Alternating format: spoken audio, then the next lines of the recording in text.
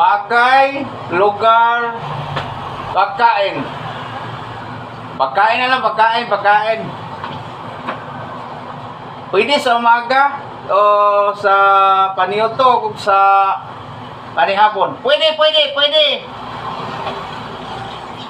Sa gabi na lang.